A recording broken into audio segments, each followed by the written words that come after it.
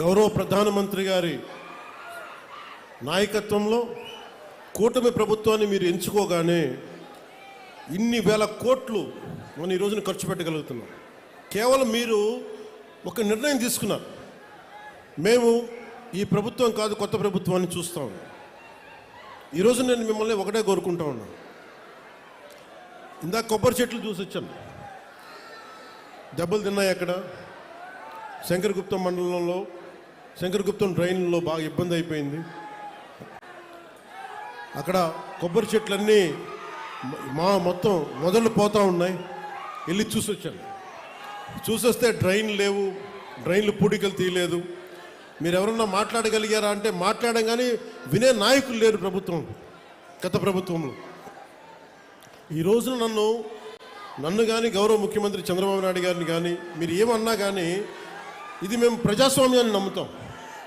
మీకోసం ఒక మాట విని మీరు ఒక చిన్న పిటిషన్ ఇస్తే మేము తీసుకొని మేము దాన్ని సరిదిద్దడానికి ప్రయత్నం చేస్తూ ఉన్నాం. కానీ మనం వారసత్వంగా వచ్చినాయి మనకి అంటే అప్పులు, వాళ్ళు చేసిన దోపిడీ, ఏ విధి విధానాలు లేకుండా అనేక సమస్యలు వారసత్వంగా ఇచ్చేశారు. నేను ఇక్కడ మనకు కనిపిస్తున్న కోనసీమ కొబ్బరి సీమ. ఇది ఒక కొబ్బరి చెట్టు మనకి ఫలం ఇవ్వాలి అంటే కనీసం 8 నుంచి 10 సంవత్సరాలు పడుతుంది. పూర్తి స్థాయిలో దాని ఫలితం చూడాలంటే కనీసం 15 సంవత్సరాలు పడుతుంది. నేను ఈ రోజున మిమ్మల్ని అడిగేది, ఎలక్షన్ ముందు అడగట్లేదు, ఇప్పుడే అడుగుతున్నాను. వచ్చే 15 సంవత్సరాలు ఈ కూటమి ప్రభుత్వానికి మీరు అండగా ఉండాలి. ఒక కొబ్బరి చెట్టుకి మీరు ఎంత కొబ్బరి చెట్టుని పాతే అది 10 దశాబ్దం తర్వాత ఫలితం ఇస్తుంది. అలాగే మీరు పెట్టుకున్న నమ్మకం అన్ని సమస్యని రాత్రికి రాత్రి చేయటం కుదరదు.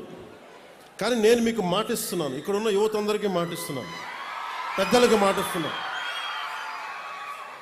నేను చాలా ప్రైమ్ ఏజ్లో వచ్చాను. నేను పాలిటిక్స్కి ఎర్లీ 30sలో వచ్చాను. నేను దేనికి వచ్చానంటే, నేను ఎంతసేపు మనం జై హిందులు కొడతాం, మహాత్మా గాంధీ గారికి దండలేస్తాం, నేతాజీ సుభాష్ చంద్రబోస్ గారికి సల్యూట్లు కొడతాం,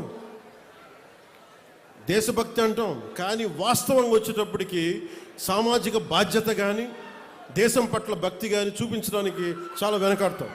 నేను ఎప్పుడు వెనకాడలా, ఒక అడుగు ముందుకేశాను. గెలుస్తానో ఓడిపోతానో, అసలు ఉంటానో పోతానో నాకే తెలియదు.